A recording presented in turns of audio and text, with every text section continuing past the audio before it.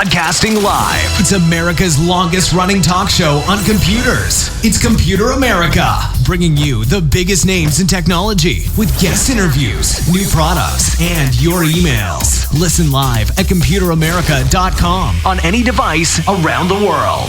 Email the show at live@computeramerica.com or find us on social media. Be sure to check out our website for contests, giveaways, show notes, live video stream, podcasts, and more. You're listening to Computer America.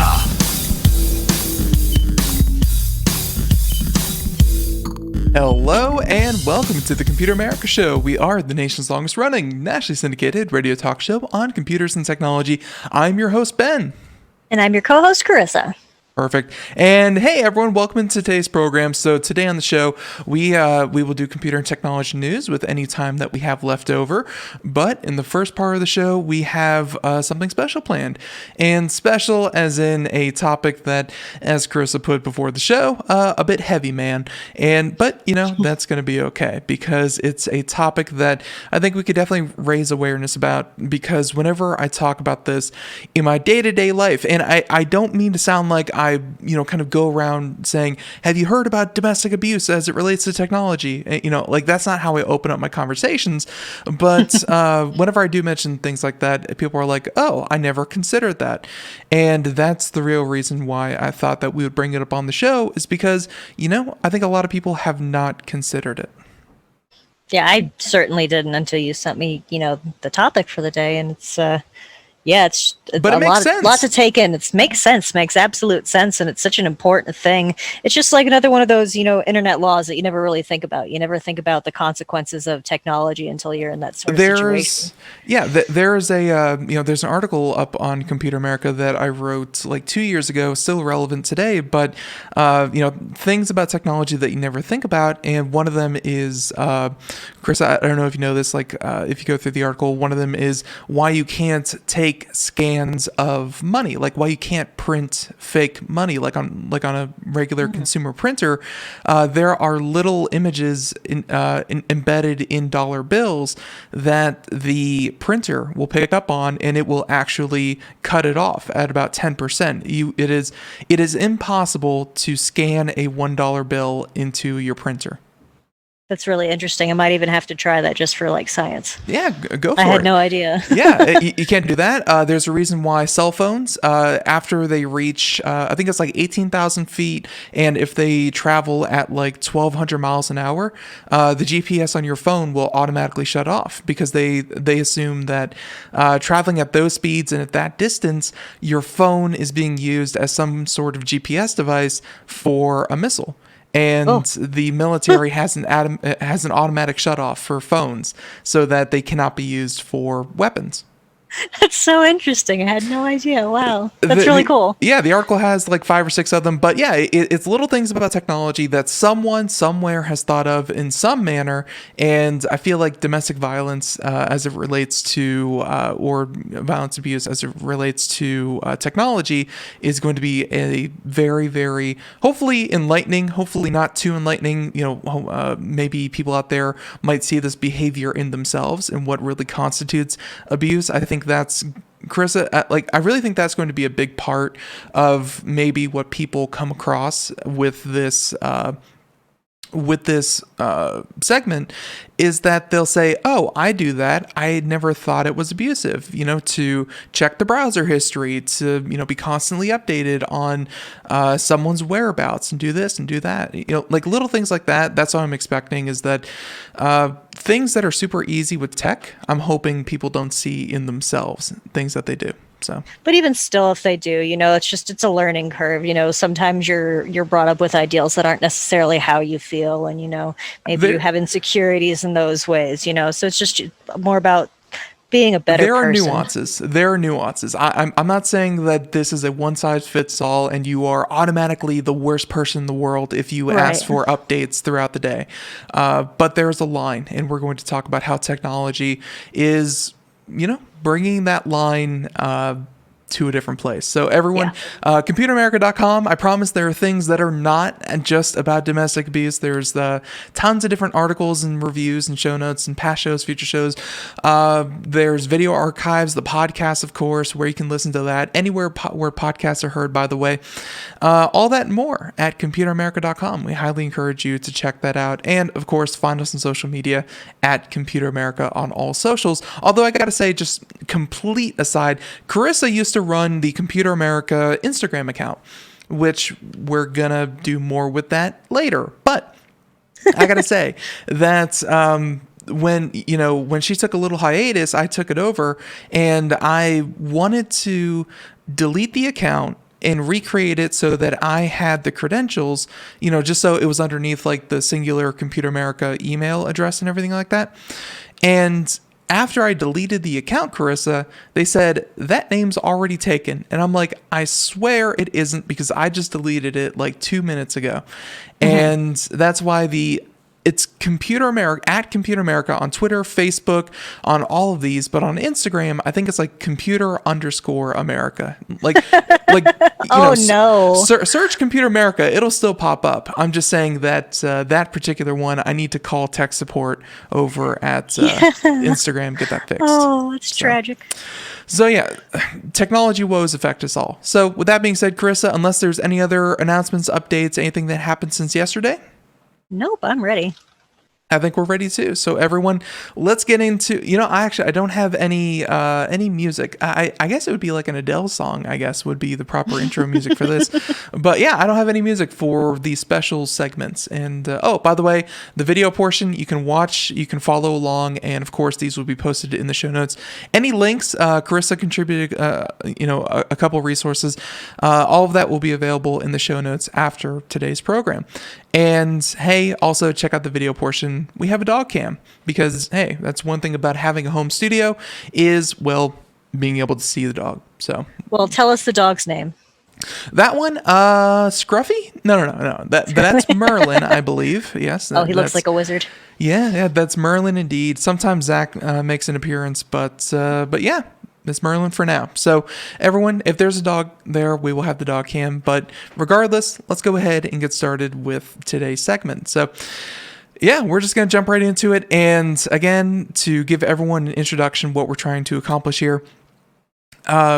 I found this day today that when we are installing more and more IoT devices, IoT meaning Internet of Things, this is a very broad umbrella term that means, well, anything connected to the internet or anything with a sensor in it or anything that gives you control through an app. There's a couple ways to define it, but think lights, appliances, doorbells, anything that you can buy at Best Buy, Home Depot, any home improvement store, and install, especially cameras. Cameras are actually one of the biggest things.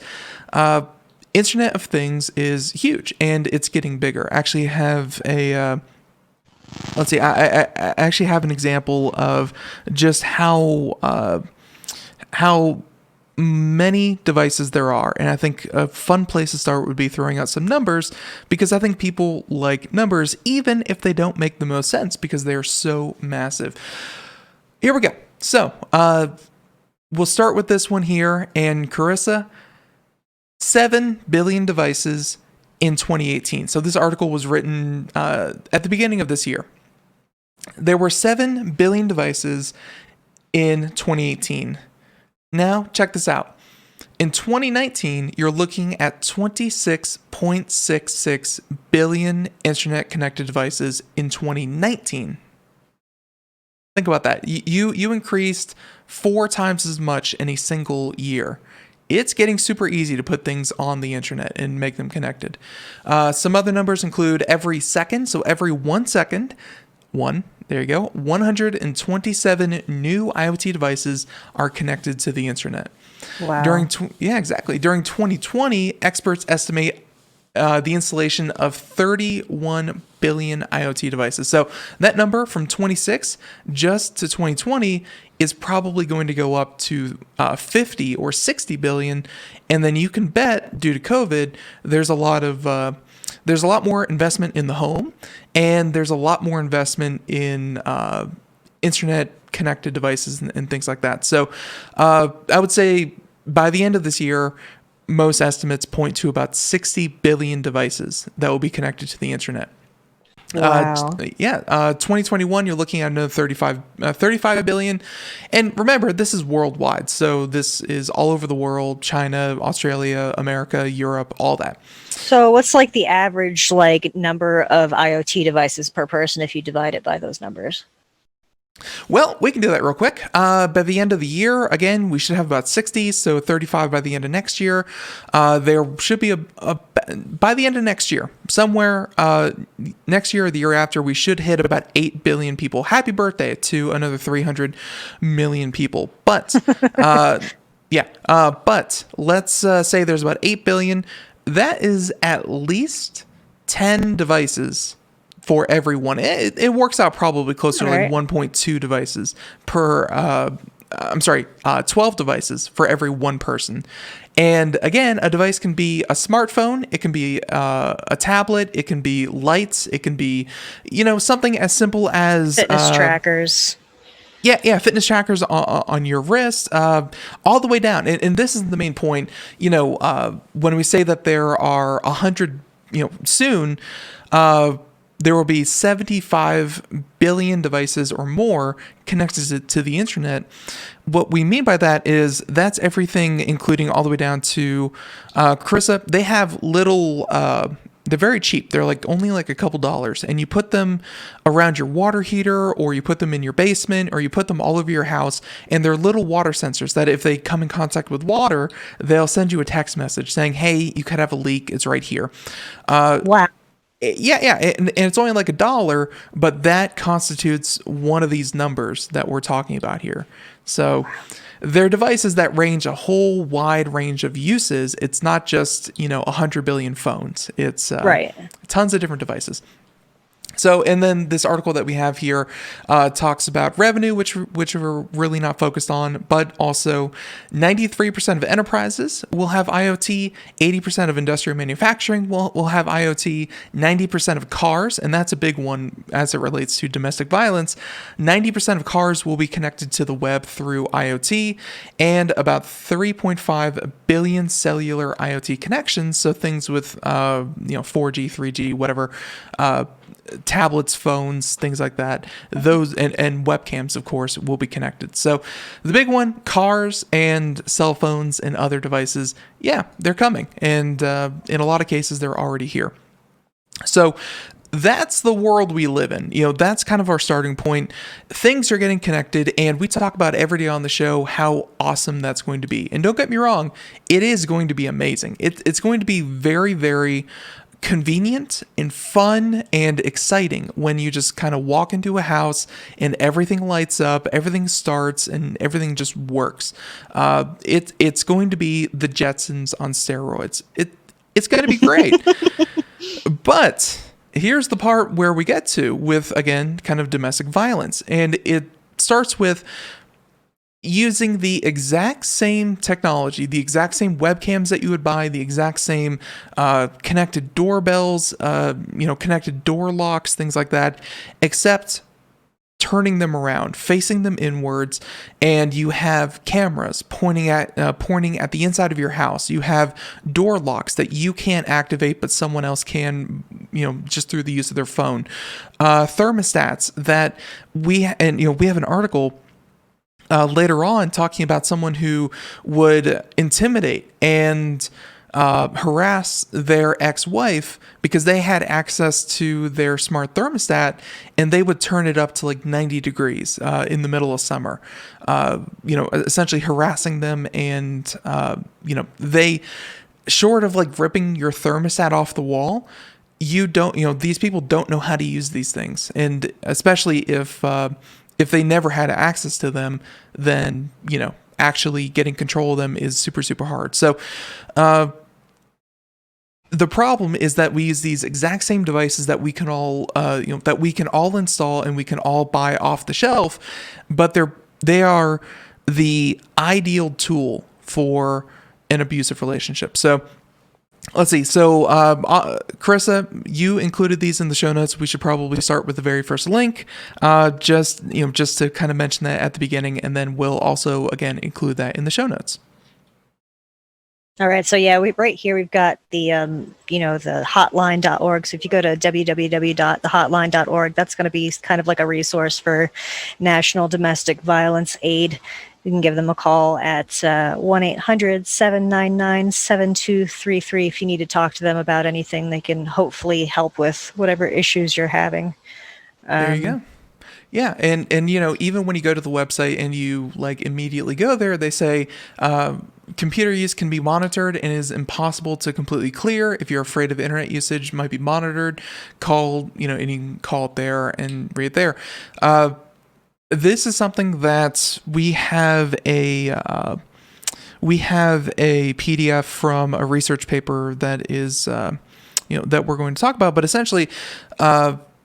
Spoiler alert, they're saying that police and law enforcement, when they investigate this kind of thing, it's currently not on their radar. If someone has a bruise, they can investigate. If someone has, physical signs of distress or any kind of altercation, they can come in. If there are, so many different ways that law enforcement has traditionally kind of treated domestic violence, but when they say, he's tracking my internet usage, he's tracking me through my phone, he's tracking me here, they really aren't equipped to do that. They aren't trained to really think of the technology in terms of abuse. So this is something that law enforcement, they're aware of, but they don't have the training and they don't have the resources they need to really follow up on it. So it's all the more important that we kind of raise awareness, but also what you need to look out for. So I just want to get that out of the way. So there's that one. So the hotline.org, and there's the phone number. Let's talk about this first one. This first PDF, this is kind of an introduction. Again, this will be included in the show notes, but it's a research paper, and we're not going to read this thing verbatim by any means, but it's a nice introduction into how the Internet of Things and how abuse is kind of getting, they put it smarter. It's much harder to detect because, it's getting more passive. So let's see, where do I want to go with this? Okay, so some of the findings that they found within this topic, and this is like the exact topic that we're covering right now, they said that through focus group discussion and interviews, the team has made the following key findings. Support services face shortcomings in their ability to respond or advise on tech abuse, which is what I was just saying. Law enforcement can't really cover this. Support services have limited capacity and resources to increase their awareness and technical capacity to deal with IoT faces tech abuse. Carissa, I guess what that means is it's on the rise and it's going to keep happening, but as of right now, they can't make it a priority because they can't afford it. Right. And I mean, it makes sense because, it's, there's a lot of people around here and there's probably a lot of this that people don't even see, like occasionally you get a phone call about how much of this, is just under the covers and nobody knows about. So they don't have the capacity to do it in that way. And I've actually heard from some victims saying that the police won't get involved whatsoever until someone has been injured, until someone has been hurt, and then they'll do a police report and they'll start doing stuff. And of course, that is depends on the state you're living in too. Yeah, and the laws within each state as well. Like, because in the South, the laws are far more lax about things like that, so they might not even show up. Yeah. Oh, absolutely. And it's, again, also comes down to resource and funding and that whole thing. So they also say in their findings that tech abuse is not explicitly considered in all risk assessments and safety plans. So obviously, if you report abuse and you go in there and you say, do you have somewhere safe to stay? Are you okay? That kind of thing. Never, or rarely in their assessments do they go, do you have a phone that isn't on the other person's plan? Do you have a way to have technology that isn't trackable or connected to the individual, which completely, kind of ruins any sense of safety when they can track you to within feet of where you currently are. Right. And I just went to the doctor recently myself and they asked me those questions and there was nothing relating to, your phone or, how is somebody like tracking you or anything like that. Carissa, when I say that, when I bring this issue up and people say, oh, I never considered that, I'm not just talking about random people, at the grocery store or whatever. I'm talking about even health experts in the field are going to have to start really thinking about how technology is going to relate to ongoing issues like these. So, and then real quick, the last finding, there is currently a lack of data on tech abuse, and they're calling it tech abuse, by the way. That's that could come up here and again, but they most of the statistics, and you're going to see this because, currently we're looking at a document from the UK. The UK is a little bit further than the US on this one. The UK in 2015 made it so that technology was included in domestic violence, and they made it illegal to track someone against their will, even if they're in a relationship, back in 2015. So a lot of the data that is collected actually comes from the UK because the US just straight up does not have any kind of current figures. Like, we have all the tech data that we could possibly want, but when it comes to actual domestic violence, it's just not sorted, in this manner. So there you go. That's an introduction. That's some of the findings that they were looking at the current state of support workers, and kind of what they found. They have recommendations, but we'll get to that later. And by the way, just as sometimes when I talk to guys, they don't really understand the full extent of violence against women. I don't consider myself anything hashtag or any nomenclature like woke or anything like that. I just know that women face, on average, most women face some form of harassment, sexual harassment, or any kind of violence or abuse in their lifetime. And I found some of these, but key facts, and this is from like 2 years ago. It's one of the most recent I could find. The World Health Organization. Again, we're talking about global violence numbers, and a lot of these apply to the U.S. as well. But you're looking about 1 in 3 women, or about 35% of women worldwide, have experienced either physical, sexual, intimate partner violence. So it's not even like just random. It's people that they know on a going forward basis, and that's about 1 in 3. Let's see. So, and I'm just going to cherry pick some stats here. Globally, 38% of murders of women are committed by their male intimate partner. So someone that they, obviously, have some form of prior relationship with. Most violence is with that intimate partner. Almost 1/3 of women, 30%, have been in a relationship, report that they have experienced some form of physical or other kind of violence by their partner in their lifetime. Real quick, I want a reaction from Carissa, who, by the way, just got to put it out there, married to my brother. And Carissa, you got to let me know. But do these numbers surprise you, or is it, something that I guess you kind of grew up with? It's horrifyingly true, and it's absolutely something that you grow up with. We're talking about violence against women, but we're also not talking about the harassment of young girls just trying to live. Being a child, being a female child in South Florida, like, you get hooted and hollered at all the time, and then that just kind of evolves into, you hit, your teenage years and all this stuff, and it all just kind of snowballs and evolves into this violence that we're talking about here. Yeah, and so it's absolutely true. Yeah, and it's something that I guess men aren't really. I think that the education of women and girls is certainly much more ahead of men, because men, it's like, hey, don't do that, but they're never really taught, or at least I know I wasn't really taught. Here's the incidence rate, here's how it affects them, here's how often it happens. No, there's a lot of hand waving. A lot of boys will be boys, and and you kind of go on with your day. But unfortunately, men by and large don't have to live with the consequences of these actions. So right, and they're also not taught the same way girls are. Like, for example, I was taught essentially how to defend myself from the time I was 8 to 15 years old, because you just have to. You have to teach girls differently than boys, because they're softer. People take more advantage of them. Yes, little boys have their own set of problems and stuff like that, but it's a completely separate ball game, and it's It's nobody's teaching these boys to not be bad. Yeah. Is the issue. Yeah, for sure. So more information and not just spreading the information to, women, but to everyone. I think everyone should be very, very keenly aware of this.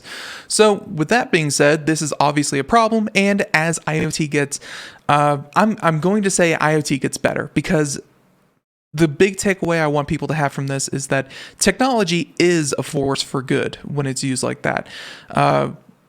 But it's something to consider, and there are going to be a lot more positive benefits than there are negative, but this is something that we have to consider. And one thing that our listeners might be asking is, okay, domestic violence is a thing. It happens very, very often, and tech is on the rise. How do we know that these are combined? Here's one source that, again, all of this, show notes, but here's a research article that, I did not actually get the full report on, because I think you have to pay for it, or Scopus. It's available on Scopus. But and they just have a preview. But anyways, the research article is the spyware used in intimate partner violence, and they find a number of different ones used, and they call it the intimate partner surveillance that they use. Everything from dual use apps, so you put one app on your partner's phone and you have the other app that is able to completely monitor everything that they do on that app. Anything like child safety or anti-theft in particular. People want to protect their kids, but these same apps can be used for tracking and kind of controlling manipulative purposes. Carissa, there was an app. You weren't on the show, but there was an app that was mainly used in the Middle East. And it was for, I'm trying to remember what the app was, but essentially it was kind of like parental controls, but even in the app's literature, they said that this is a great app for tracking your wife, your spouse, whatever. And it was mainly sold as a way to track, monitor, and control everything from spending to whereabouts to, kind of social contact and who they connect with. It was marketed like that. And obviously, the Middle East is a much different culture when it comes to women's rights and things like that. But it was there. It was on the App Store. It was taken down after some very vocal protests on the Apple and Google Play Store. But hey, it was there, and it was downloaded thousands of times.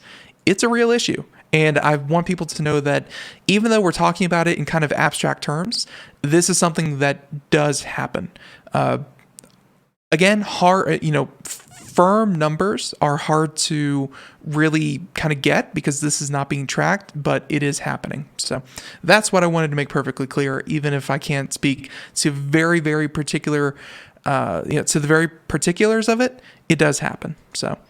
And it's not just in the Middle East either. Like if that was on the App Store, anybody on the whole, anywhere could download that. So it wasn't just localized there. For sure. And, here's another example, not another example, but should be mentioned that, again, speaking to the extent to which this happens, even with all of the numbers that we just threw out, 1 in 3, 30%, 35% of women, so on and so forth, only about 21% of abuse cases are actually reported, because obviously these people could be living in a situation where they have nowhere else to go. They feel like they have no one else to turn to, so on and so forth. And only about 1 in 5 cases actually get reported to the authorities. So, and that just happened, those statistics were from 2011, 2013, 2015. But that's just reported, though. That's not even like acted upon. So who knows how many are actually being reported that are not actually being worked on.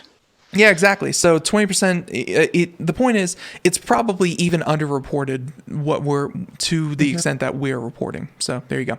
And by the way, I think this next one brings it back to technology. This is from The Independent. And this is about how how technology is fueling Britain's hidden domestic abuse epidemic. Again, a lot of our articles and research is going to come from the UK because they actually have laws on the books that will actually track this kind of thing, which is kind of the scary part. I truly hope that in the coming years, America has this, because It's kind of needed. So here we go. They gave a number of people, and I'm assuming mostly women, a series of questions about what it is that constitutes controlling behavior. And this is the part where I think people might, sit up and say, well, what are they actually doing? And, some of these you may agree with, some of these you may disagree with as healthy and normal for a relationship. But when used in excess, this is definitely a problem. So let's see let's see. Okay, let's start with this one. Have you ever been in a controlling relationship? And they gave, they have this chart here with a number of responses. 37% of, let's see, I think they ask about 100. Does this, looks closer to, about 100. So 37 women responded, no, my relationships have always been equal. 21, yes, but only in hindsight. So like they were, but they didn't know until they were out of it. 21, no, but I know someone that is. And I think that is probably going to be the majority of people are going to know, if not themselves, and someone that they know. It could also just be a diversion, but without having to say that it is you, it's like, oh yeah, my friend, when they're actually talking about themselves, kind of situation too, possibly. Obviously, I would hope that people are more candid in an anonymous questionnaire. But you're right, they could definitely still feel even intimidated in that it could somehow be linked back to them. Yes, but only when it was brought up by family and friends. Yes, I currently am, or yes, other, please specify. And so, the majority of people out there have experienced or seen it happen. Let's see. So they have coercive terms. So here is part of the behavior, and they even have a lot of testimony, a lot of example of 18-year-olds, 37-year-olds, people who live through this kind of thing. Now, here are some of the examples. One partner telling the other what they can and can't eat. That's not really technology, but there you go. One partner being scared of the other. One partner repeatedly checking the other's phone. That one, very obviously technology. Mm-hmm. And these were all things that, you have to kind of ask yourself, am I in a controlling relationship? And constantly checking the other's phone, checking their usage, the apps, who they're talking to. Another one partner telling the other what they can and can't wear. One partner wanting to control where the other goes out. One partner checking the other's emails and social media. That's a big one. All communication being checked and monitored at all times. Obviously abusive, but if you're in the relationship, it may be easy to say, well, he just wants to know what's up, or, he just wants to be part of the conversation. Not so much. The next one partner checking the other's phone. So I guess they had repeatedly checking and just checking occasionally.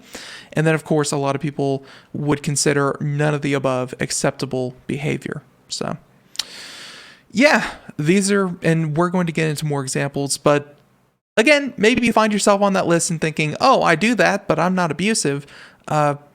It's going to be different for everyone in every dynamic. So there you go. Absolutely. And I mean, that's going to change over time too. Like most people, once you realize you're doing something toxic that you realize you then shouldn't be doing, most normal people change that. Yeah. But obviously domestic, people that are committing this domestic violence are obviously ongoing and they don't care about things like that. So that's the main goal. Definitely. So I pulled a number of articles, and we have like 4 different ones here that I just pulled, and that was in a very quick. No. I'm sorry. I'm not supposed to say that. I spend years preparing for every single show that comes onto Computer America, and I have put in incredible due diligence in finding this, but I found 4. So of these 4, we'll start with each one of these as kind of like a use case, and this was one that came up often. I honestly don't even remember hearing about this. I'm not paying attention to the right kind of news. This happened back in 2018. A jealous businessman, and they put his face right there on the entire article. So, there you go. Jealous businessman spied on his ex-partner. So he wasn't even still with this person, and he was using a wall-mounted iPad in the kitchen. So, an electronics expert, and I think this is what's going to happen in a lot of cases, is where there's a power imbalance in terms of who knows how to use electronics better than someone else. And especially when, the man knows a lot about electronics and how these things work, as opposed to the woman who, maybe just has a basic understanding of how they work. So anyways, electronics expert Ross Carnes, 35, monitored his ex's movements and conversations by logging into the device remotely by his mobile phone. Carissa, have you ever heard of accessing a computer or a tablet through your phone? Not through the phone, no, but I know that you can do it through other computers. Like there's certain programs that, you let your IT guy and he'll come and he'll mess with stuff, but I didn't realize that there were apps for that. Well, and really that's the point that I'm getting at, is that it's not even like a super, go to the dark web, meet in a back alley. He's going to hand you a thumb drive and you're going to hand over a briefcase full of cash. It's super apparent, using this technology, being able to, I have, it's Chrome remote desktop. Highly recommended. Love the device. Love the app. I can log into my computer from my phone. I use it when I'm away from my computer, but I still need to, check an account or something like that. And I can access my own computer from my phone. He essentially did the exact same thing, but through his ex's iPad, and she never even knew. So the wall-mounted iPad had been installed by the couple as part of a top-of-the-range home automation system in their luxury house. But after they split up and he moved out, he used an app on his iPhone to log into an audio facility in the iPad so he could eavesdrop undetected. So audio facility, yeah, it says facility, not facsimile. Anyways, I would imagine some kind of smart speaker, and he's able to listen in and eavesdrop anywhere in the house through that. Well, it makes sense because, like, if they lived together previously, I would understand why he had that. But I guess obviously the issue is he doesn't live there anymore. So, somebody should have also, I don't know, changed the codes in the iPad. But then again, if the person at the house doesn't know what they're doing with the piece of technology, which caused the problem in the first place. So there they are. That's what it was. He installed everything. He had the passwords. He had the emails. He had the recovery, everything. It would probably take someone a lot of time and a lot of energy to rip all those accounts away from him, especially if he's being psycho like this. Then right. it would be even harder. So he said that minutes after his former partner told her mother she no longer loved him, he turned up unannounced on the doorstep and repeated the conversation, adding, "Oh, you don't love me anymore." So he was eavesdropping on the conversation between her mother and herself and pretty much said it verbatim. So, and then he's going to get mad about what he hears? Like, you shouldn't have been listening in anyway. Abuse is abuse, controlling is controlling, and let's just say, so the woman told the hearing, Ross came to fix the fish tank, which had overflown. We were still friends, and I also wanted him to have a look at the security system, so I gave him my phone, but when he was on it, he read messages I had sent to a man I had been on a date with. So, yeah, clearly, there was an ongoing further access to the house, to the technology, even after the relationship was over. And yeah, let's see. Picking through, he said that his laptop was in the hall and he heard it through that, but I knew it was not in the hallway, so he was lying about how he was getting access. He admitted that he had logged into the alarm system and listened and apologized, saying, "I don't have a remote access to the system. I would use it to turn lights on and off, but Ross was the admin." So there you go. Yeah, of course he's saying that it was the security system, it was my laptop, but really it was the iPad in her home that was controlling pretty much everything. Yeah, they'll lie, and really being able to, as someone who is not very good with technology, being able to pinpoint exactly the device and the access that he used, it would be almost impossible for sure. Right. So there's that story. Moving on to this next story. And again, these are examples of it happening in real life because I did not want to just speak broadly about these things. I wanted to show people that this is actually happening.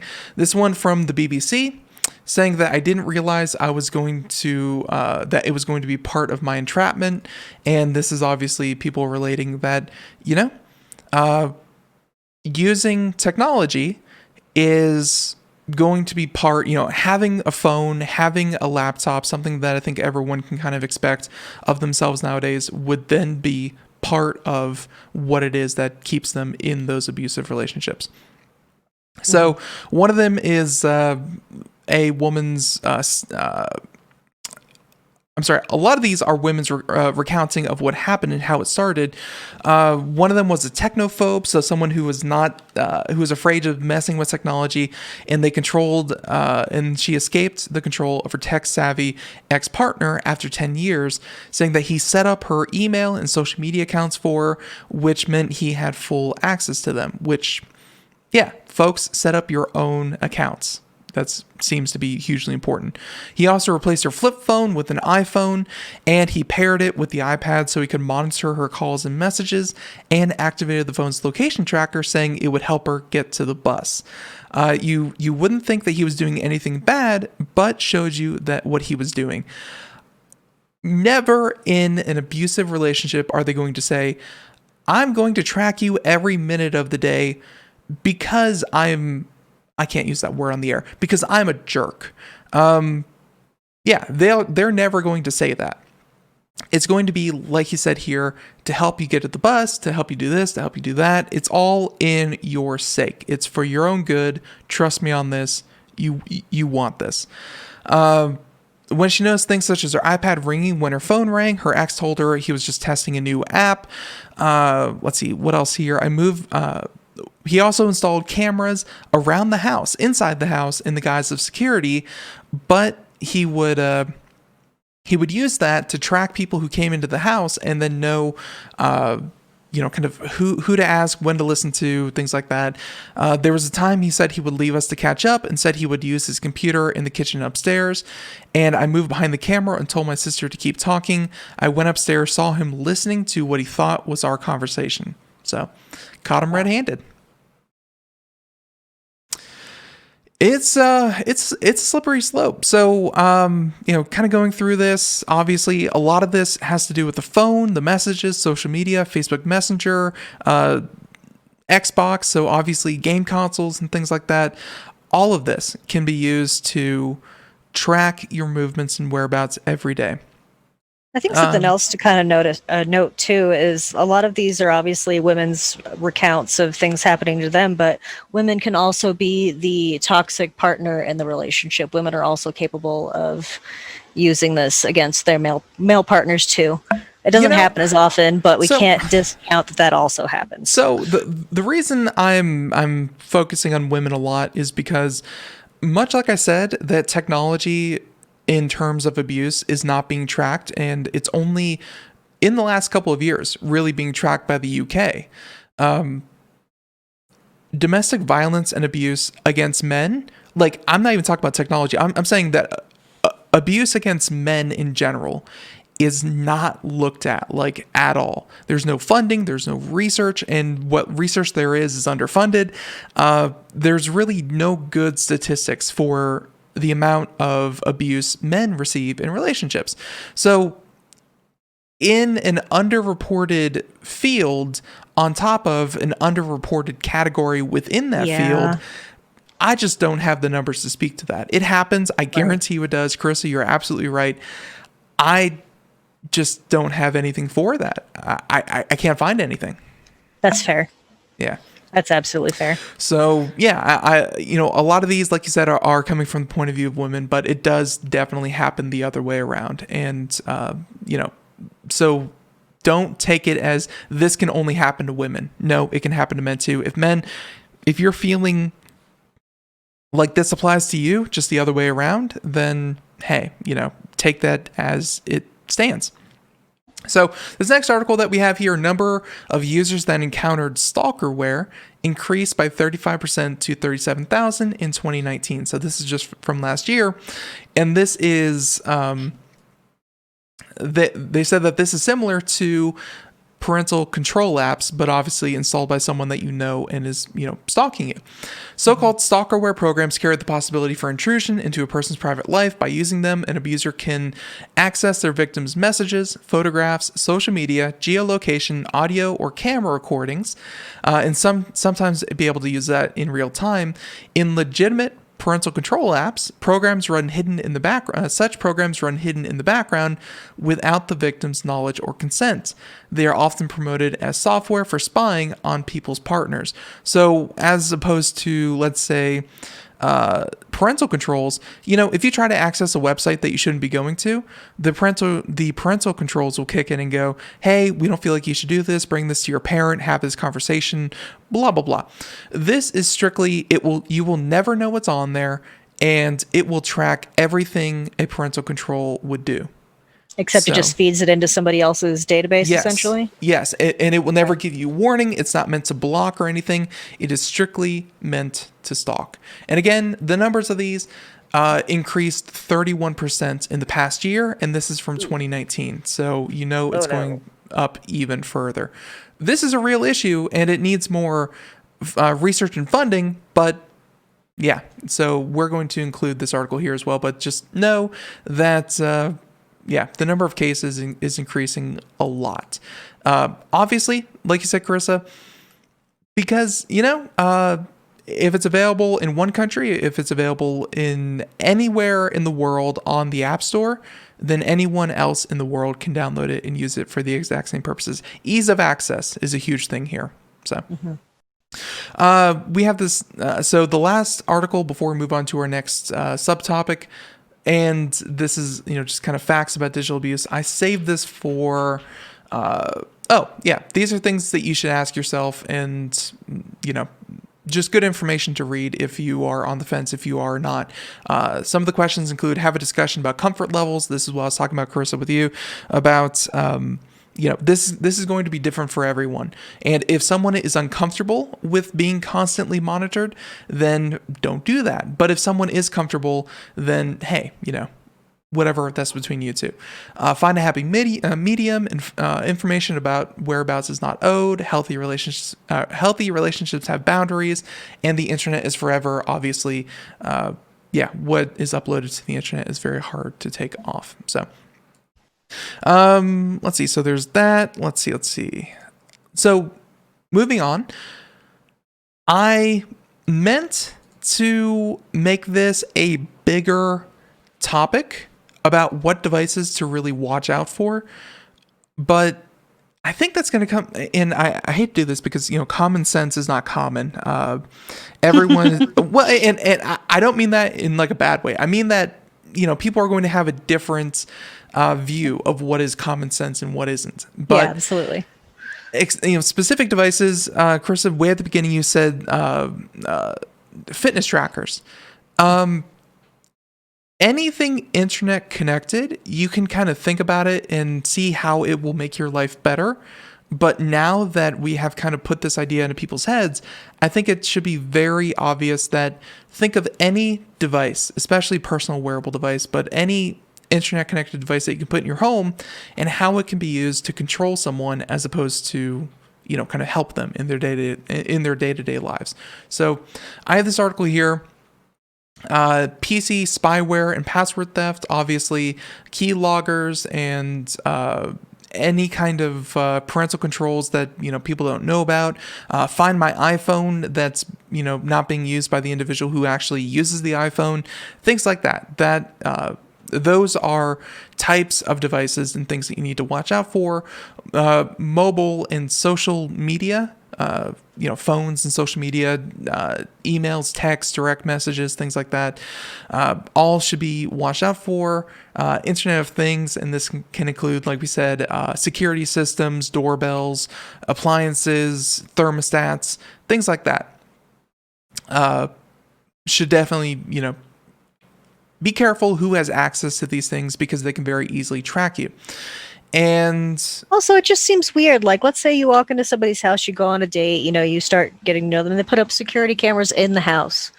Well, it's don't you put those on the outside of the house? Don't you want to see who's going into the house? Not like. Yeah. What's in the house, really? I have seen normal, healthy normal people in healthy relationships put cameras inside their common areas. In case of theft, burglary, whatever, you got to be able to tell the cops exactly, oh, here's a video of the guy stealing the TV off of my wall. There are reasons to put cameras inside. For the majority of people, though, no, you don't need cameras inside unless you live in like a high crime rate area. And you're right. I mean, catching a video of the person climbing through your window is probably just as good as them actively stealing your TV. So yeah, in most cases, you want your security cameras outside your home pointing outwards. In most scenarios. Right. So, yeah, these are all different things. And again, it's not... When I said types of devices you need to look out for, it's not the Super Secret Stalker 3000 that you buy from the Super Secret Stalker store and you've never seen this device. No, these are devices that you use every single day that, millions of people have brought into their homes. Digital assistants are one thing that we haven't really mentioned, but yeah, digital assistants are huge. You can easily drop in, listen to, see messages from the past. You can deliver messages that you can use to harass with.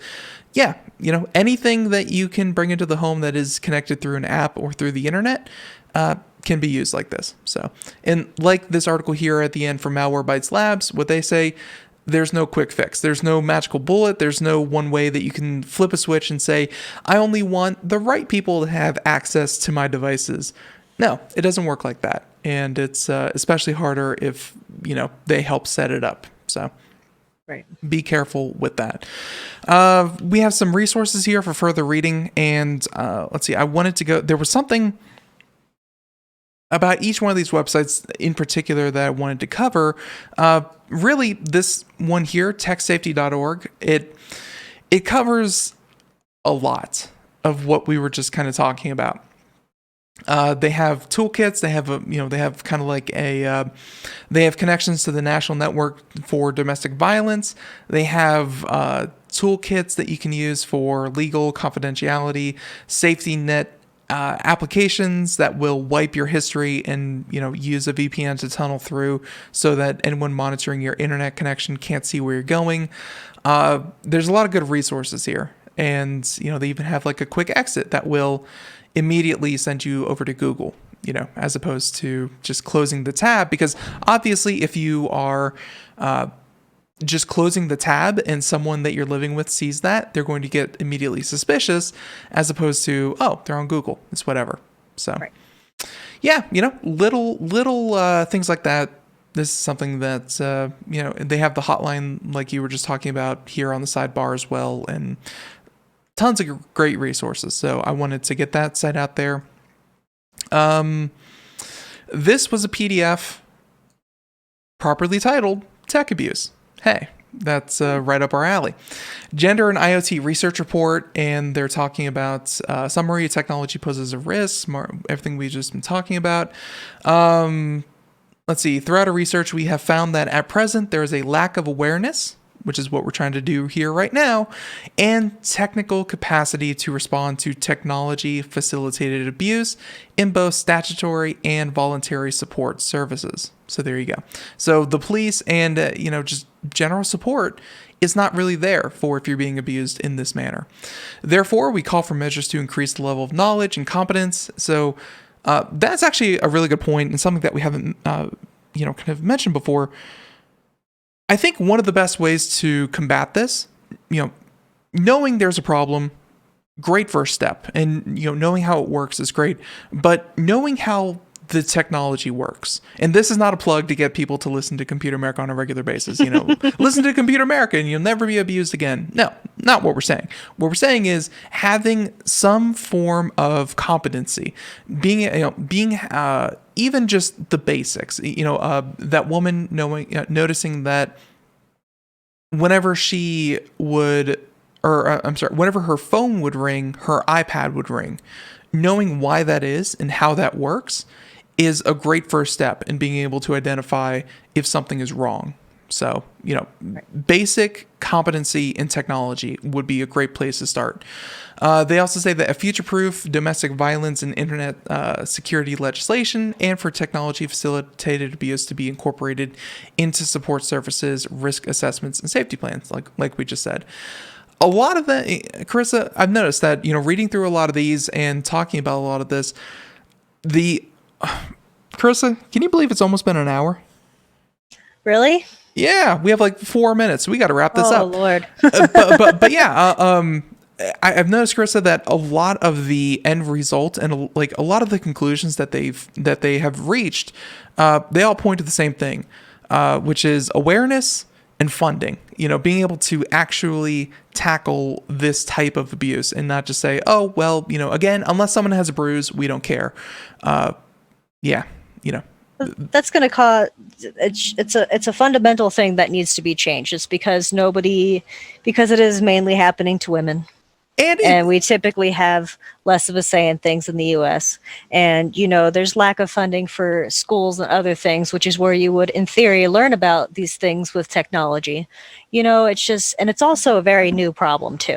Because we didn't have this stuff when we were kids, You just straight up didn't have it. So it was probably, in the last 10 years, this really started kind of blowing up and becoming a thing. So it's just now starting to show up in actual numbers now because we actually have the numbers with all the tech that we have. So I was just about to talk over you, and then you said, women don't have a voice as much in America. I'm like, oh, but wait, and then I realized that's very bad optics to talk over Carissa. But I gotta say that last point you made was what I was going to say, so I'm glad that you made it. This is also new. Violence in the home. Heck, I think that was like the motto in the 40s was come home, have a cigarette, beat your wife. Like that was Forget the 1940s. About the 40s. What about cavemen smashing their cave women over the heads with bats and dragging them inside? That's domestic abuse too. It's been happening forever. Yes. So what I'm saying is that abuse has come in many forms, and it has been varying degrees of socially acceptable and unacceptable. And luckily, it's getting more and more socially unacceptable. Back in the day, there was this culture of, well, that's their household. Let's what happens behind closed doors. Let's not get involved in how they run their house. Things like that. Luckily, that's breaking. The taboo of talking about this is definitely evaporating, but just in the past 10 years has the Internet of Things really started taking off. And Carissa, I would even say in the past 5 years has the Internet of Things as it relates to the home, cameras, thermostats, light bulbs, things like that. That's only been in the past 5 years. So this is a very new problem and something that definitely needs to be considered. So Carissa, 2 minutes. Wow, we're running out of time. Ladies and gentlemen, there will be all these and more, some links that we're not going to be able to get to. This other one, same website from earlier, Technology Safety, with ways to privately browse and not be seen, because obviously even looking up this kind of information can be seen as dangerous to some people in this situation. So yeah. Let's see. So there's that. There's ways to prevent it. We'll include that link as well. But really, like I said, knowledge and that kind of thing. Let's see. I have 2 more links here, and just real quick, another one is a PDF, obviously, from this study. This is from the UCL, University College of London, or I should say London's Global University, saying that the implications of IoT on victims of gender-based domestic violence and abuse. It's very recently starting to be studied. And by the way, one thing that they found, it's currently not a factor in risk assessment, as we just said. It's not a core factor in safety plans going forward. The current focus on tech abuse in both research and practice does not account for the emerging technologies in IoT. So yeah, no one really considered what happens when your door lock is controlled by your abusive spouse. Right. Tech abuse guidance and expertise have been created within charitable situation. Blah blah blah. Essentially, yeah, as we said before, awareness and funding.